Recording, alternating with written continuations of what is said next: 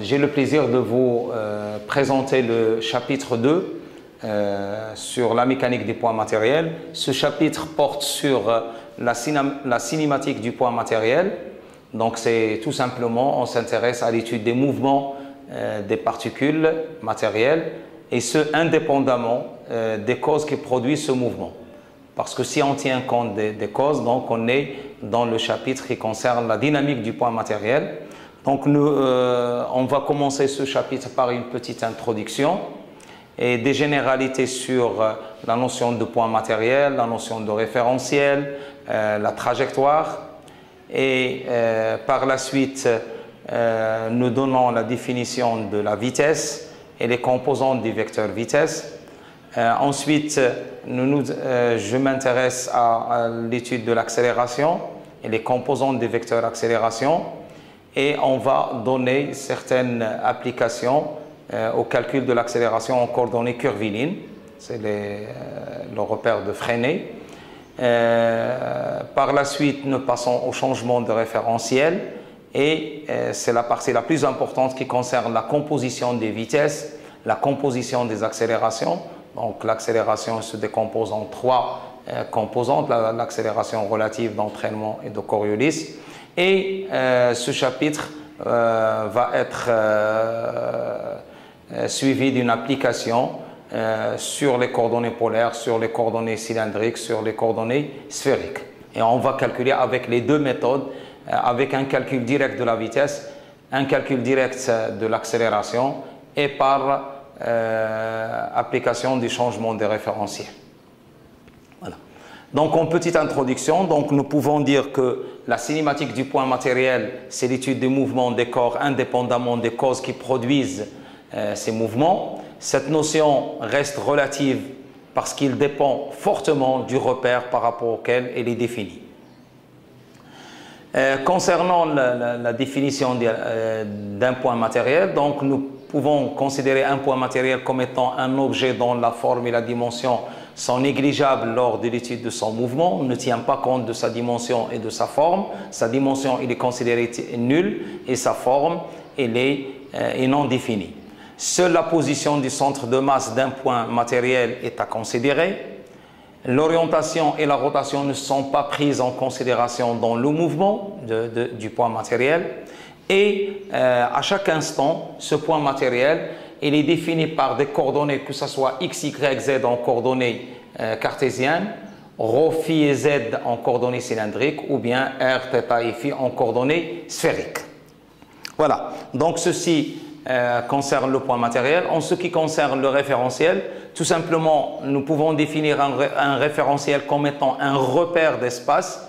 Ce repère d'espace, il est lié à un observateur muni d'une horloge pour mesurer le temps.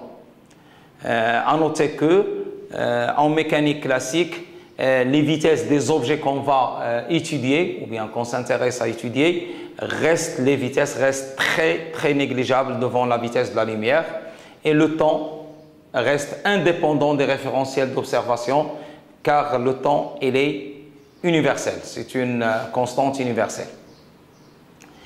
En ce qui concerne la trajectoire, donc un point M, souvent lorsqu'il se déplace, il décrit une trajectoire, et cette trajectoire, c'est tout simplement l'ensemble des positions occupées par le point matériel au cours de son mouvement. La position du point matériel sur sa trajectoire, elle est repérée par un vecteur accélération. Bon, maintenant, après cette petite introduction, donc on va directement entrer dans le vif sujet. Donc on s'intéresse à l'étude de la vitesse. Vitesse d'un point M.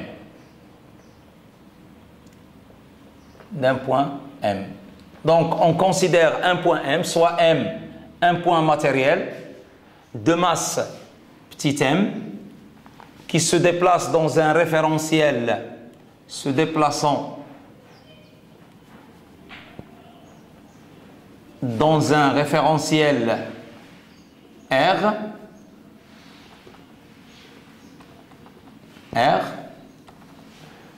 ce référentiel d'origine O et d'axe X, Y, Z, Donc, origine de R,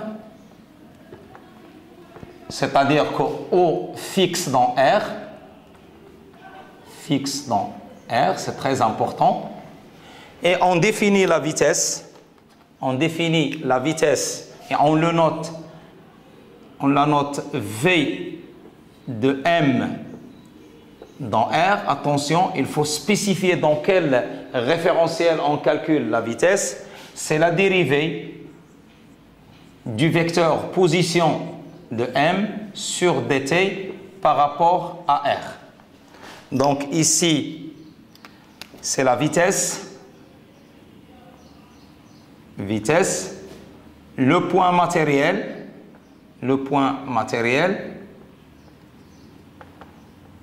le référentiel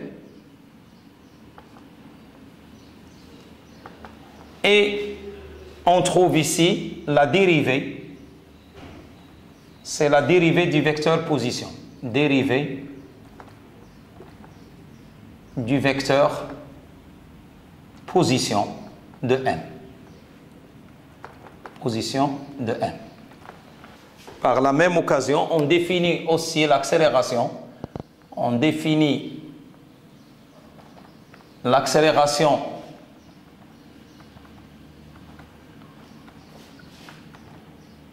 de M, notée gamma de M dans R. Bon, donc vous pouvez trouver gamma, vous pouvez trouver aussi cette écriture gamma de M dans R. Donc il y a, et vous pouvez aussi trouver A de M dans R. Donc ça, ce sont les trois écritures possibles qu'on trouve dans la littérature. Donc que ce soit A, gamma comme ça, ou bien gamma comme ça. Et donc il est défini. Donc pour un point matériel de masse M se déplaçant dans un référentiel R, gamma de M dans R, elle est égale à D de V de M dans R sur dt par rapport à R. Il est très important, très important d'indiquer le référentiel dans lequel est faite la dérivée. Qu'on peut écrire aussi, ceci on peut l'écrire aussi, d carré, c'est la dérivée seconde du vecteur position par rapport au temps et bien sûr dans le même référentiel R. Voilà. Donc les deux quantités, donc la vitesse c'est la dérivée première du vecteur position et l'accélération c'est la dérivée seconde du vecteur position. Comme petite application, donc application en coordonnées cartésiennes,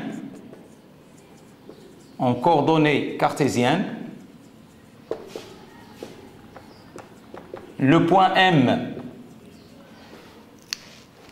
la position du point M est repérée par OM est égal à, donc ici un référentiel, donc on a X, Y, Z, auquel est attachée la base I, J et K.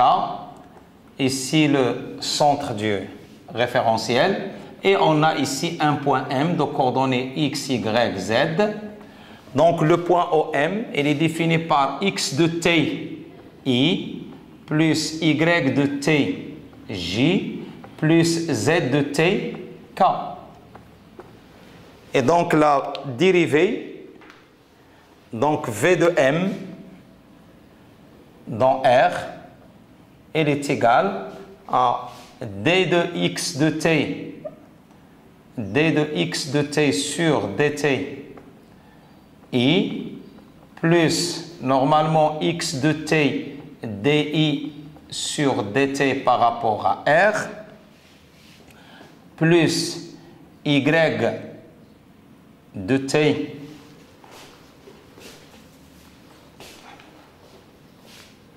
peut-être que je vais prendre de la place, plus dy de t sur dt j plus y de t dj sur dt r plus z dz sur dt k plus z de t dk sur dt par rapport à r. Ça, j'ai fait le calcul complet, mais bien sûr, la dérivée des vecteurs de la base du référentiel R, donc lorsque je dérive ces vecteurs de R dans R, donc leur dérivée, elle est nulle. Avec, bien sûr, avec di sur dt par rapport à R est égal à dj sur dt par rapport à R est égal à dk sur dt par rapport à R est égal à 0, car ijk base de R. Donc, lorsque les vecteurs constituent la base d'un référentiel, leur dérivée dans le référentiel, elle est nulle. Donc, V de M dans R, elle est égale, tout simplement, x point de t i plus y point de t j plus z point de t k. Voilà. C'est tout simplement, c'est la somme des dérivées des trois composantes du vecteur position. Et de la même façon, je calcule gamma, l'accélération. Bien sûr, gamma de M dans R est égal à D V de M dans R sur dt par rapport à R, qui est égal à D sur dt de x point I plus y point J plus z point K par rapport à R. Donc, je ne vais pas redériver les vecteurs I, J, K dans le référentiel R, mais tout simplement, donc j'obtiens gamma est égal à x seconde I plus y seconde J plus z seconde K, où x seconde, c'est la dérivée, la deuxième dérivée, ou bien la dérivée seconde de x par rapport à t2. Y seconde est égal à d carré de y sur dt2 et z seconde est égal à d carré de z sur dt2. Voilà.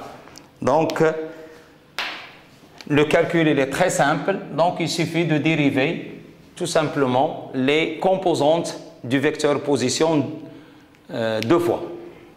Et maintenant, je vais vous donner un petit exemple d'application pour mieux assimiler ce calcul de vitesse et d'accélération. Donc, soit un point M, donc application,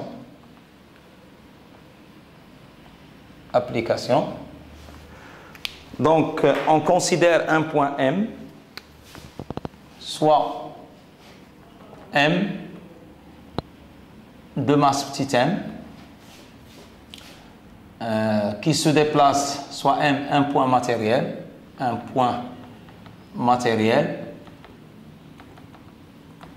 de coordonnées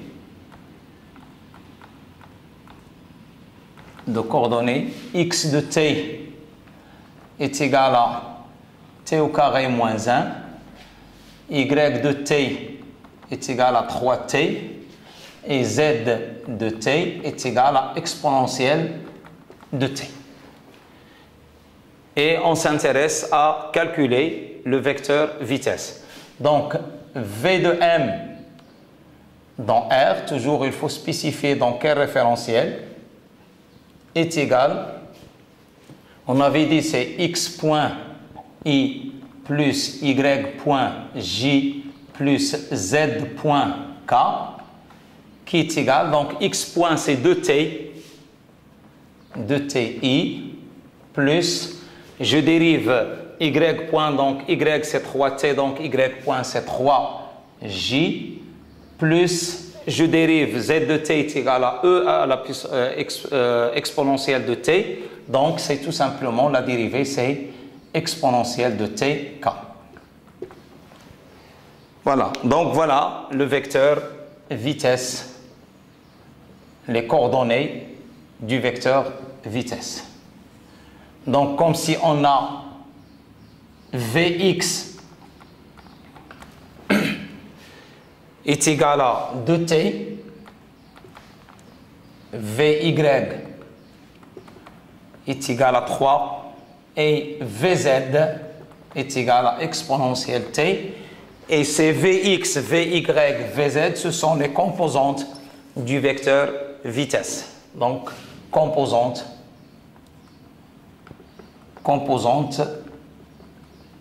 de V du vecteur vitesse. De la même façon, donc, on peut calculer l'accélération. Donc, gamma de m dans R, elle est égale à donc dv de m dans R sur dt par rapport à R qui est égal, donc c'est 2i, je dérive Vy est égal à une constante par rapport au temps, lorsque je la dérive c'est égal à 0, donc pas de composante suivant j, et plus et k.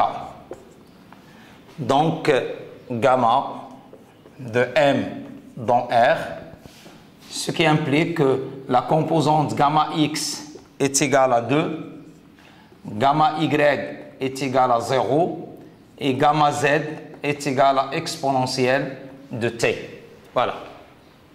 Et ça, ce sont les composantes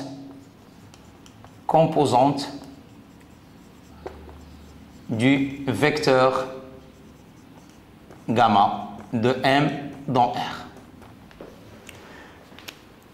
Donc, ceci, on va aussi l'appliquer, ce calcul, pour les coordonnées cylindriques. Donc, on suppose qu'on a un point matériel qui se déplace en coordonnées cylindriques. Et nous avons vu que le point M il est repéré par deux variables, donc la variable ρ, par les variables ρ, phi et z. Donc en coordonnées cylindriques, donc on va faire le même calcul en coordonnées cylindriques. Un point M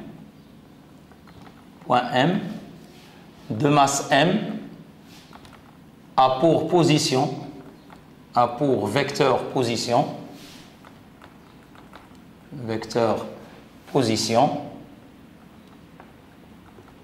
OM est égal à ρ, donc ρ plus zk.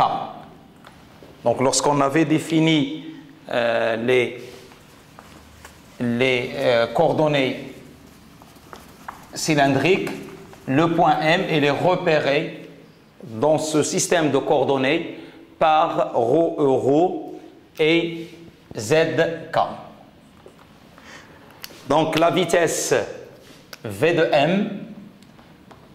M dans R, elle est égale à d de OM sur dt par rapport à R, qui est égal à dρ sur dt ρ, plus ρ d de euro sur dt par rapport à R, et plus dz sur dt k.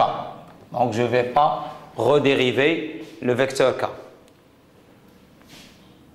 Attention, c'est important, le vecteur euro n'appartient pas à R. Donc, c'est un vecteur mobile dans R. Mobile dans R. Donc, sa dérivée, contrairement à la dérivée de I et de J et de K qui s'annulent dans R, d de euro sur dt est différent de 0.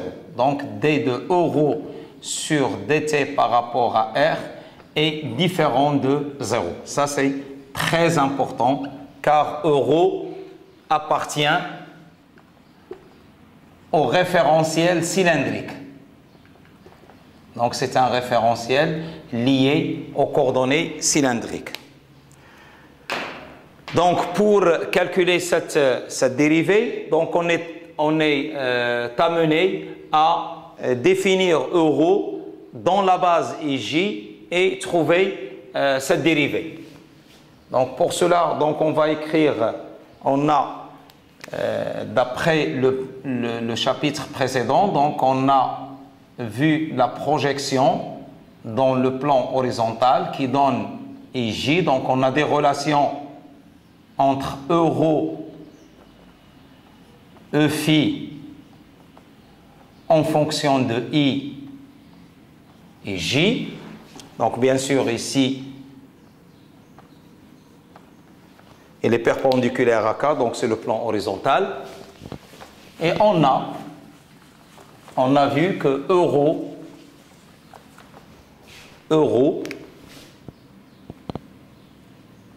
est égal à cosinus phi I plus sinus phi J, et E phi est égal à moins sinus phi I plus cosinus phi J.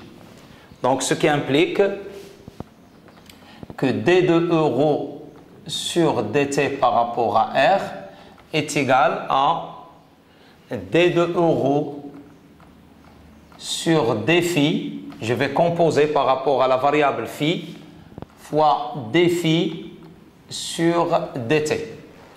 Donc, qui est égal à phi point d de euro sur d phi. Et d de euro sur d phi, d'après les expressions qu'on a, bien sûr, attention, toujours, je dérive dans R. Je dérive dans R. Bien sûr, ici, toujours, c'est R. C'est R.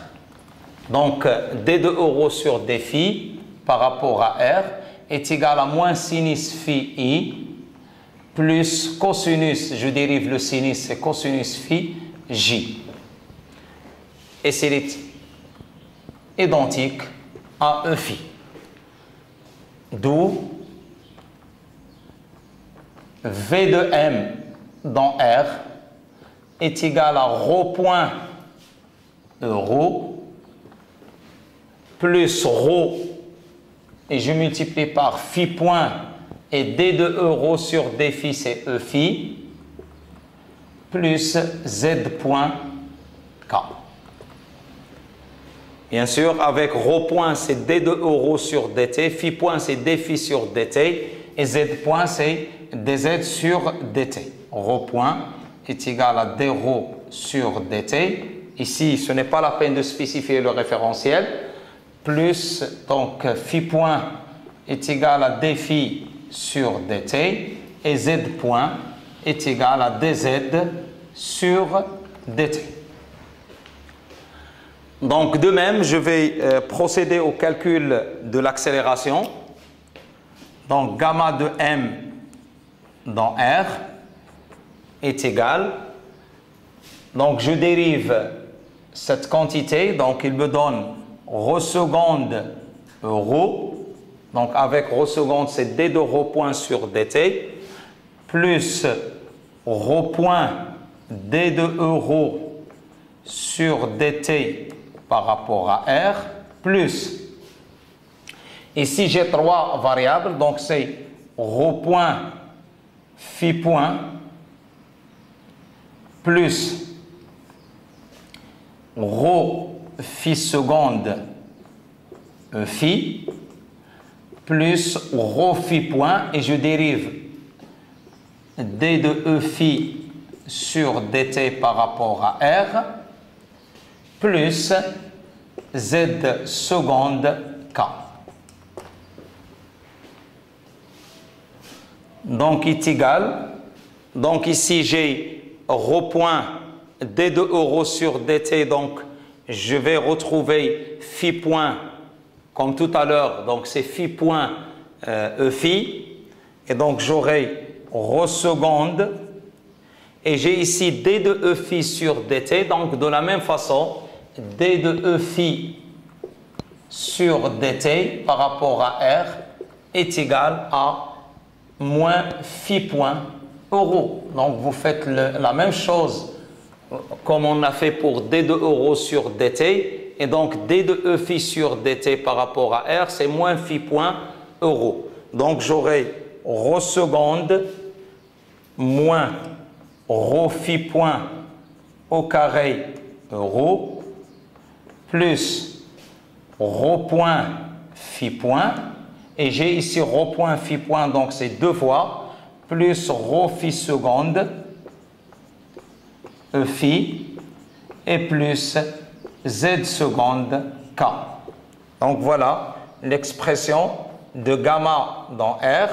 Donc bien sûr vous voyez que les expressions commencent à un petit peu se compliquer, mais il suffit d'aller doucement dans les calculs sans sauter de passage, et c'est sûr que vous réussissez le calcul.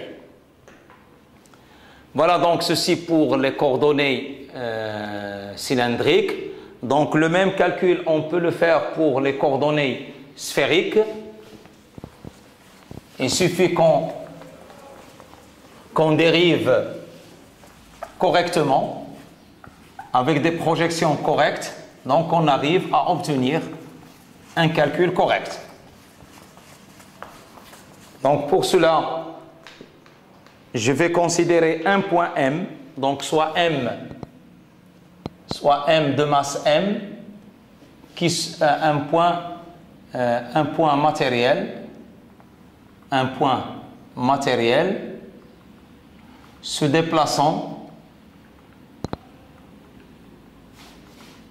dans un système de coordonnées,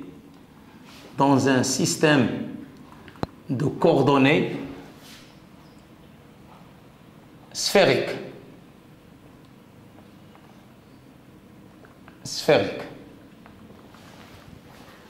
On a vu que le vecteur position OM, il est égal à R, ER. Donc avec ER, c'est le premier vecteur de la base sphérique. On a défini les autres, donc le référentiel sphérique, donc c'est la base qui est liée, c'est ER, Eθ et Eφ. C'est-à-dire qu'on a trois variables R, θ, Φ qui permettent de positionner le point M dans ce système de coordonnées.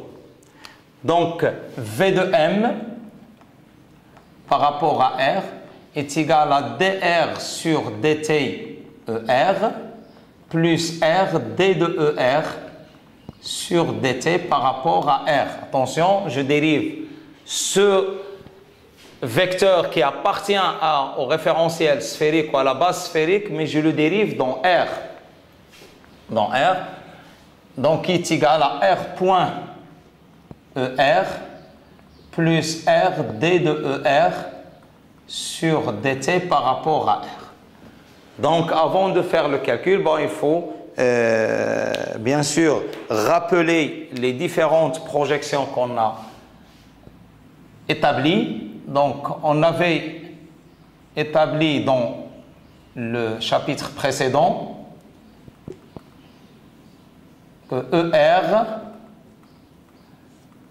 donc ici l'angle θ, et ici Eθ, bien sûr, et là, j'ai le vecteur E phi. Donc, c'est la projection perpendiculaire à E phi. Et dans ces conditions, on a ER est égal à cosinus de θ K plus sinus θ euro. Donc, V de M dans R, il est égal à R point ER plus R, et je dérive ceci, D sur dt de cosinus de θ K plus sinus θ euro, et cette dérivée dans R. Donc, est égal à R point ER plus R, et la dérivée par rapport au temps de cosinus de θ, c'est moins θ point sinus θ K plus θ point cosinus de θ euro. La dérivée de K par rapport à dt dans R, elle est nulle, parce que c'est le même vecteur qui appartient à la même base du référentiel R, et plus sinus θ, donc plus sinus θ, d de euro sur dt par rapport à R. Voilà. Donc, ceci me donne R point ER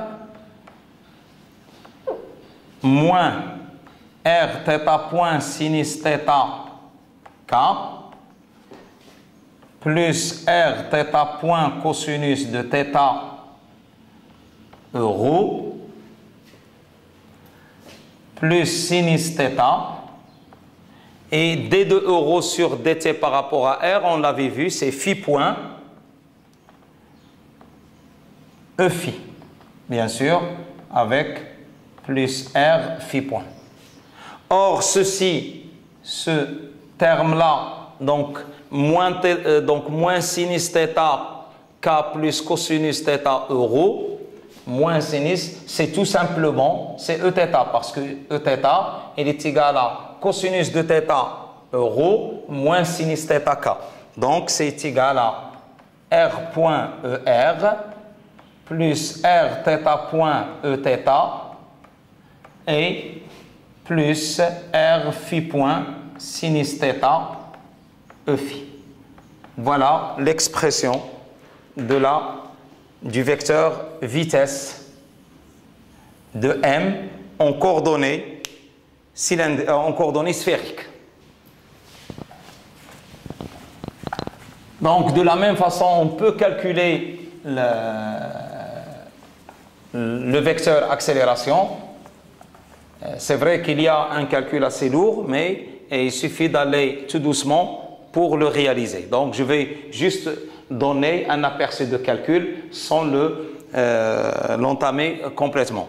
Donc, gamma de M dans R est égal à D de V de M dans R sur dt par rapport à R, qui est égal, donc je dérive ici, donc c'est heure seconde R plus R point θ point Eθ, donc R point θ point plus R θ seconde Eθ plus R θ point d de Eθ sur dt par rapport à R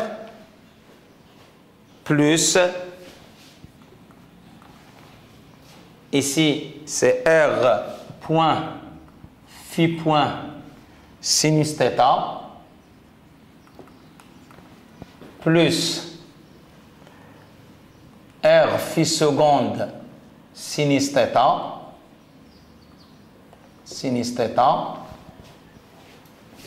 plus R θ point phi point cosinus de θ, et ça c'est E phi plus R phi point sinus θ d de E phi sur dt par rapport à R. Donc, qui est égal, bien sûr, donc je vais juste poser les expressions des différentes dérivées avant de terminer les calculs. Donc, avec bien sûr, d de Eθ sur dt. Attention, il me reste un autre terme que j'ai oublié, plus R point d de ER sur dt par rapport à R. Voilà. Donc, d de Eθ par rapport à R, c'est égal à d sur dt de moins sinus θ k plus cosinus θ rho qui est égal à θ point moins cosinus θ k plus sinus θ rho moins et plus θ point cosinus plus phi point cosinus de θ d de euro c'est E phi.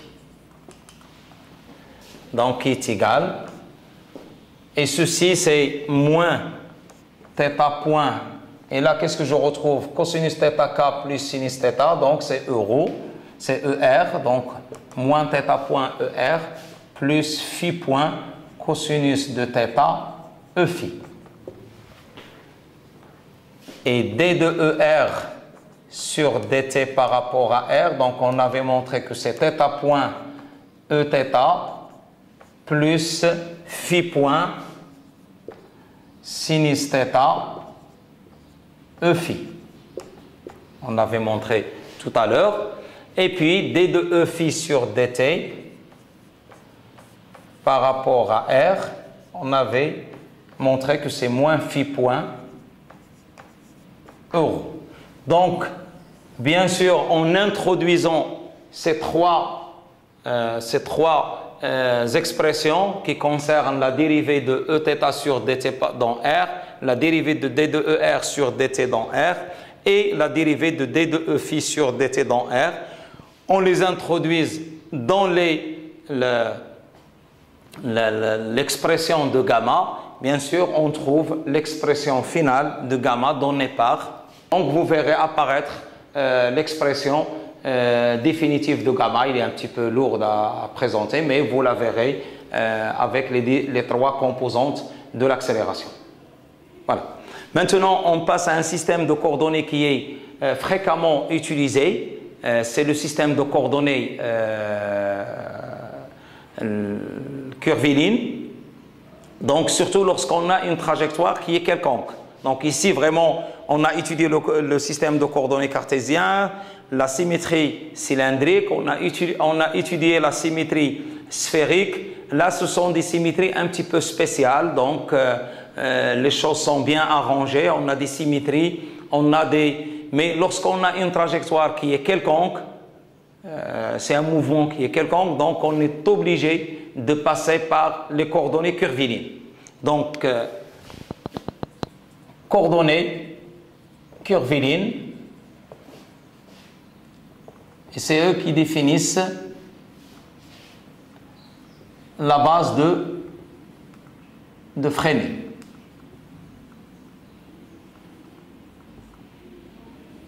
Base de Fresnel. Donc on considère un référentiel R, donc un référentiel R,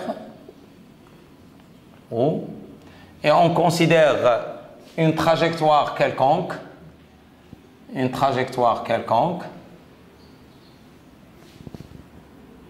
donc le point M se déplace sur cette trajectoire C. À l'instant T, sa position elle est repérée, donc M à l'instant T, et à un instant ultérieur, donc M à l'instant T, plus delta t. Donc, on a le vecteur OM de t et on a OM à l'instant t plus delta t est égal à OM'. Donc, ici, c'est la position M'. Voilà, donc maintenant, on essaie de calculer le vecteur vitesse. Donc, V de M, par définition, la vitesse du point M, il est défini comme étant la limite. Donc, on l'avait défini. Donc, c'est la limite quand delta t tend vers 0 de OM à l'instant t plus dt moins OM à l'instant t sur delta t. Donc, c'est la limite quand delta t tend vers 0. Donc, il fallait prendre un intervalle de temps le plus petit possible. Donc, ici, c'est le sens positif de déplacement sur la trajectoire. Et donc, le calcul de OM à l'instant t plus delta t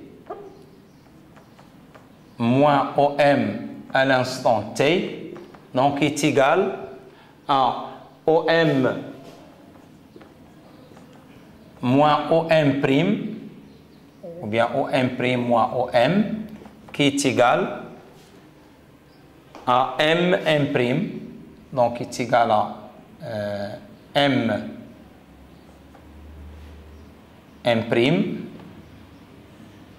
donc est égal à ce vecteur-là, donc M'. La particularité du vecteur M', c'est que M' est tangent à la trajectoire C, à la trajectoire du point M, donc c'est la trajectoire C, pour un delta t qui tend vers 0, c'est-à-dire un delta t le plus petit possible. Et pour cette raison, on va écrire que M', c'est tout simplement le vecteur M'. Donc, on va définir un vecteur taux tangent à la trajectoire. Donc, on définit un vecteur taux tangent à la trajectoire. Attention, ce vecteur taux, il change une fois qu'il dépend de la position du point M. Donc, pour chaque point M, donc on aura un vecteur taux qui est tangent à la trajectoire. Donc, c'est un vecteur qui suit la trajectoire dans son mouvement.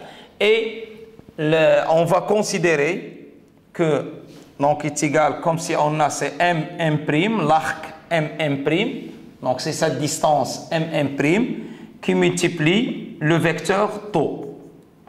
Et l'arc M', donc c'est ce qu'on appelle, c'est ce qu'on définit l'abscisse curviligne, donc est égal à ds taux. Donc ds qui multiplie taux. Où ds, c'est la longueur, comme je vous ai dit, la longueur de l'arc M'. Donc, ceci va automatiquement nous définir la vitesse. Donc, V de M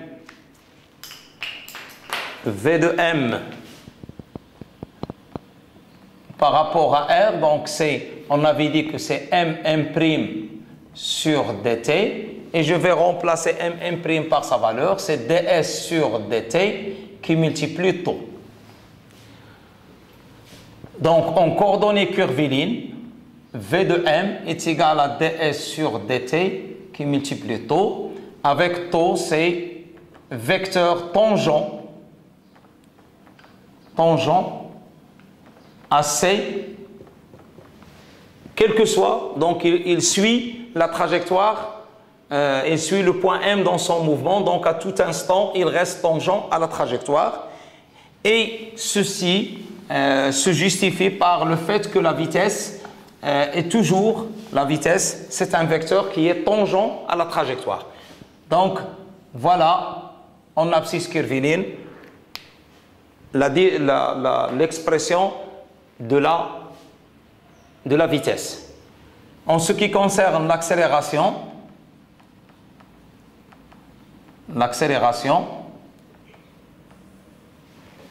donc gamma de m dans R, il est égal à d de v de m dans R sur dt par rapport à R, qui est égal à d sur dt de ds sur dt taux, qui est égal, bien sûr, par rapport à R, donc qui est égal à d carré de s sur dt2 qui multiplie taux, plus ds sur dt qui multiplie d taux sur dt par rapport à R. Voilà, gamma de m par rapport à R. Donc là, on trouve une composante suivant taux, donc c'est la composante tangentielle, ceci c'est S2 point, pour simplifier l'écriture. Et ici, on trouve une autre composante, donc ici S point, et attention, le vecteur d taux sur dr, ce n'est pas un vecteur qui est constant dans R, mais c'est un vecteur qui varie dans R, donc il est mobile dans R. Donc comment on calcule sa dérivée? Donc c'est ce qu'on va voir par la suite. Donc d taux sur dt par rapport à R, à quoi est égal? Donc pour déterminer ce vecteur, donc on va écrire, par exemple, donc je vais considérer par exemple un cercle, parce que l'objectif d'introduire ces coordonnées curvilignes est le suivant. Donc l'objectif est le suivant. Si on a une trajectoire qui est quelconque et le calcul de la vitesse s'avère difficile, donc on applique une technique qui consiste à décomposer cette trajectoire en un ensemble de petits cercles. Voilà, donc comme si on prend cette trajectoire et on la divise. En ce point-là, on prend le cercle qui est tangent à la trajectoire. En ce point-là, on prend le cercle qui est tangent à la trajectoire, ainsi de suite. Donc, qu'est-ce qu'on fait? On essaye de décomposer cette trajectoire. On a un ensemble de cercles. Pourquoi le cercle? Pourquoi? Parce que le cercle, le mouvement, il est très simple à étudier. C'est que la vitesse, elle est perpendiculaire au rayon issu de son origine. Donc, lorsqu'on a le cercle comme ça, donc si on a le point M comme ça, comment on prend la vitesse? Eh bien, la vitesse, tout simplement, elle est perpendiculaire au vecteur issu de son origine, le vecteur position. Donc, c'est le cas de mouvement le plus simple. C'est pour cela, cette technique, la technique de Freinet consiste à décomposer cette trajectoire en un ensemble de petits cercles. Voilà. Mais attention, il y a une condition nécessaire et suffisante sur la trajectoire, c'est que la trajectoire doit être infiniment continue, infiniment dérivable. Si on a des points de discontinuité ou des points de non-dérivation, donc on ne peut pas utiliser les coordonnées curvilignes. Pourquoi? Ou bien la base de Freinet. Donc si on a une trajectoire qui n'est pas discontinue, qui n'est pas continue et qui n'est pas dérivable, ça c'est un point de non-dérivation. Non-dérivation. C'est-à-dire ce point, la trajectoire, donc si je prends la fonction ici, donc cette fonction, elle n'est pas dérivable en ce point. Pourquoi elle n'est pas dérivable? Parce que si je calcule en ce point-là, si je calcule la dérivée, donc je trouve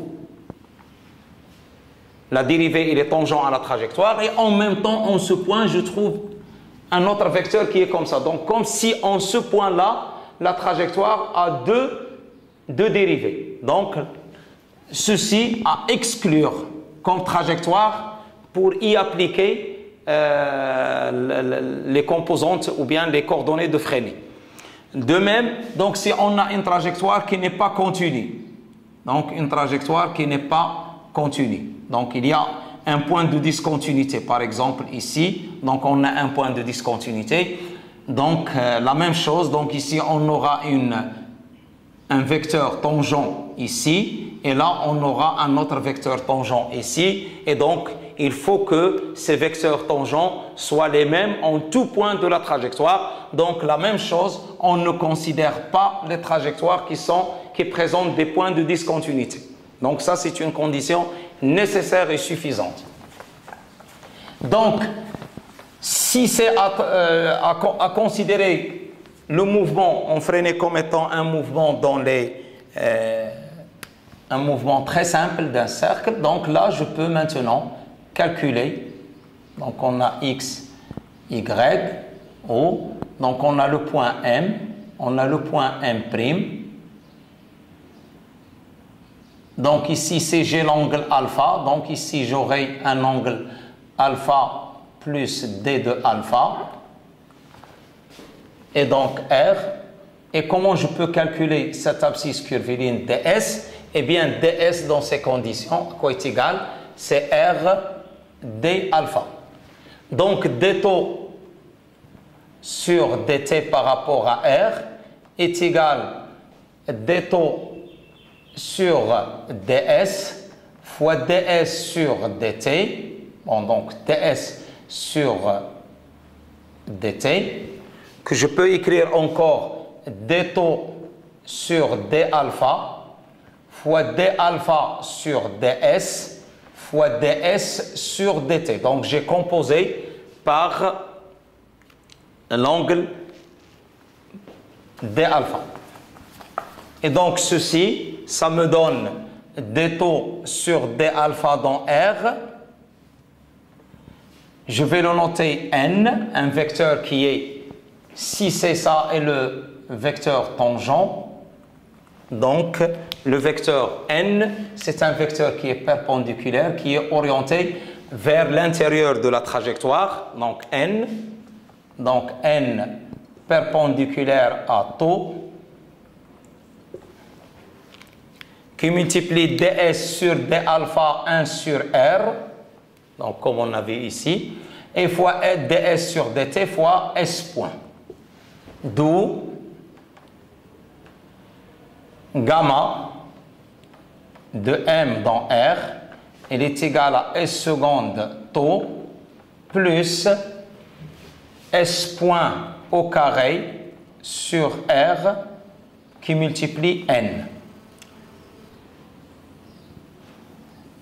Que représente donc taux n, c'est les vecteurs de la base de Freinet. Voilà. Et puis S point est égal à ds sur dt, mais R, attention, c'est R de t, parce qu'on aura des cercles qui sont différents lorsqu'on coupe la trajectoire en infinité de cercles. Donc les rayons, ils vont être, ils dépendent du temps. Donc RT, donc on appelle rayon de courbure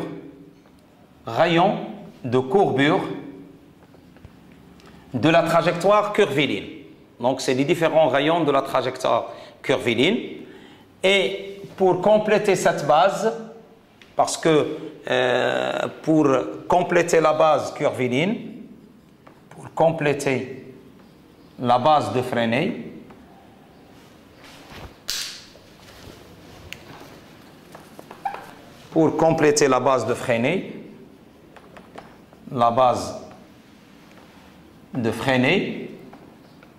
donc on introduit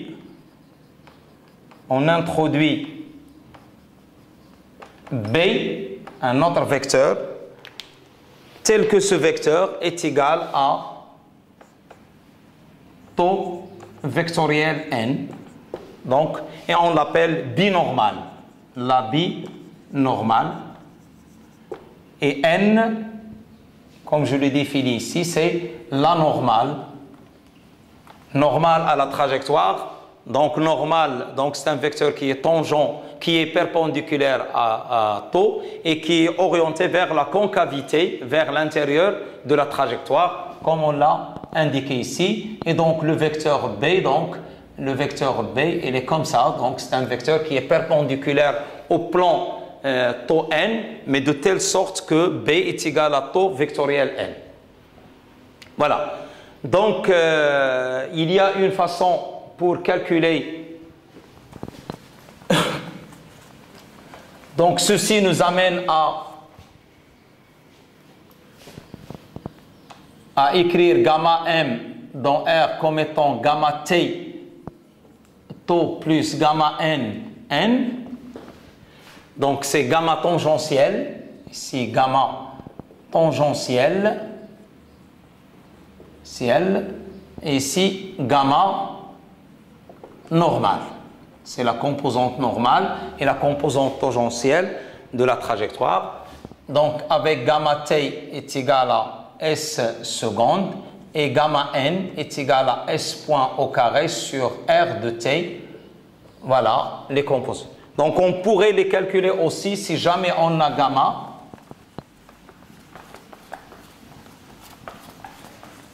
Si on a l'expression gamma, si on a gamma de t, gamma de m de r, donc on peut calculer gamma t comme étant gamma de m par rapport à r scalaire taux, et gamma n est égal à gamma de m dans r scalaire n. Voilà. Et aussi, donc, on a une autre relation supplémentaire. Gamma au carré est égal à gamma t au carré plus gamma n au carré. Donc, c'est une relation qui est qu'on peut jouer avec elle pour retrouver les différentes composantes de gamma, que ce soit gamma normal, gamma tangentiel ou gamma entier. Donc, pour cela, je considère un point M qui a pour coordonnée x de t est égal à t à la puissance 3 moins 2t et y de t est égal à 2t au carré plus 1. Un point M qui se déplace sur une trajectoire ayant ces coordonnées.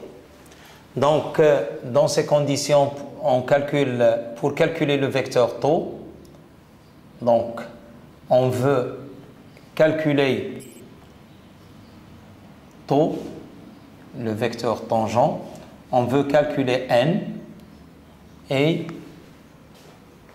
on souhaite calculer gamma t et gamma n. Voilà, à partir de ceci, on peut faire le calcul. Donc déjà, pour calculer taux, donc qu'est-ce qu'on va faire? Donc on avait vu que V de m par rapport à R est égal à ds sur dt fois taux et qui est égal au module de V de m par rapport à R qui multiplie taux. Donc ce qui implique que taux est égal à V de m dans R sur le module de V de m par rapport à R. Donc c'est très simple maintenant. Donc V de m c'est x point i plus y point j sur le module de v, c'est racine carrée de x point au carré plus y point au carré. Donc ce qui implique que le vecteur taux dans ces conditions, elle est égale à 3t au carré moins 2 i plus 4t j là, sur racine carrée de 3t au carré moins 2 au carré plus 4t au carré. Voilà, donc j'ai donné un exemple qui est un petit peu compliqué, mais donc le principe c'est de voir comment on peut faire les calculs. Donc voilà le vecteur tangent à la trajectoire définie par ces coordonnées. Maintenant, comment je peux calculer le vecteur n? Eh bien, c'est très simple. Donc, d'après ceci, le point M, il se déplace dans le plan XY. Donc, le point M, à tout instant, OM est perpendiculaire à K. Le vecteur OM, il est perpendiculaire à K. Donc, ici, on va choisir la binormale.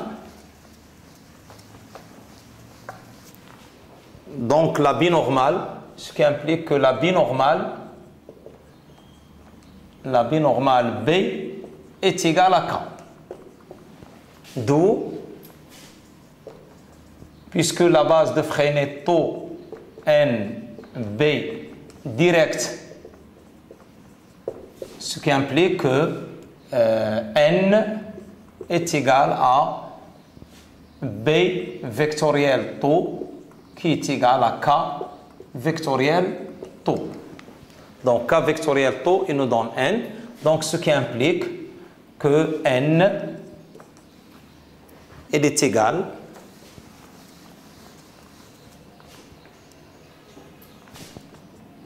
à 1 sur racine, donc je ne vais pas écrire cette expression, donc 1 sur racine, qui multiplie, donc 3t au carré moins 2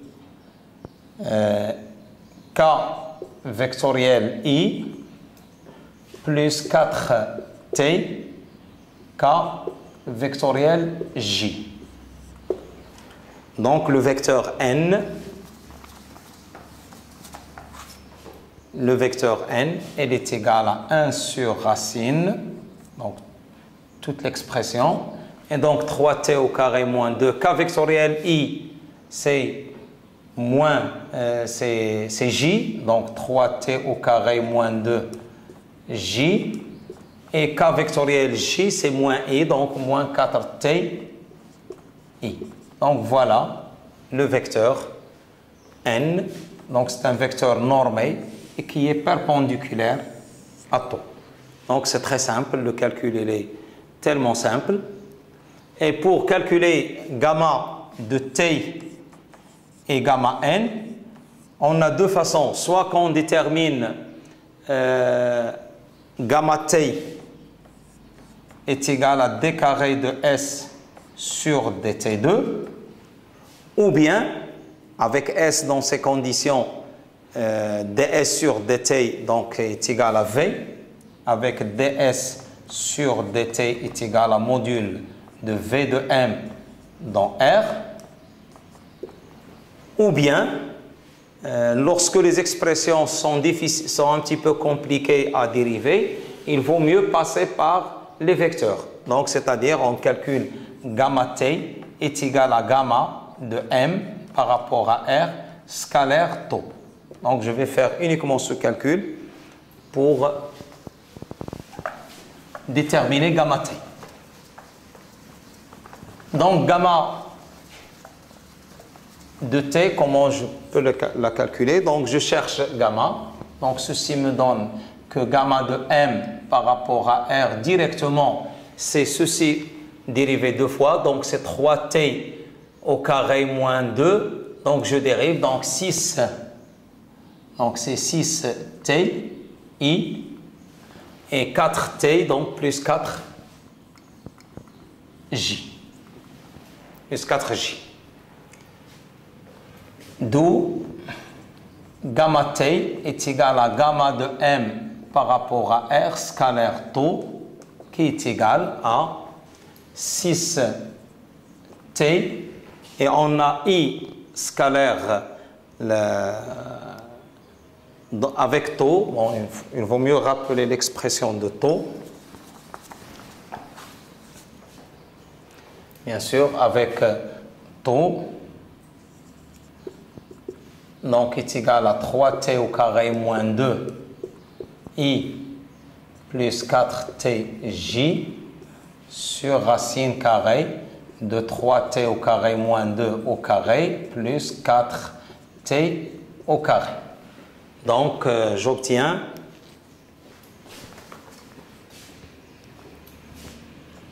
Donc 3t au carré moins 2 fois 6t plus 4t fois 4 sur racine carrée de 3t au carré moins 2 au carré plus 4t au carré. Voilà. C'est l'expression de gamma t. La même chose pour déterminer gamma n. Eh bien, gamma n est égal à gamma de m par rapport à r, scalaire n, donc est égal, donc la même chose. Donc ici, on a toujours la même 3t au carré moins 2 au carré plus 4t au carré. Et on a n ici est égal à 3t au carré moins 2j moins 4t i sur racine carrée de ceci. Donc j'obtiens 4 fois gamma, donc c'est 6t, donc moins fois 4t, fois 4, fois 4t, bien sûr, fois 4t, plus 3t au carré moins 2 fois 6t. Voilà. Donc voilà gamma n. Donc c'est très simple. Dans ces conditions, il vaut mieux passer par les expressions vectorielles et projeter suivant tau pour avoir gamma t, projeter suivant n pour avoir gamma n.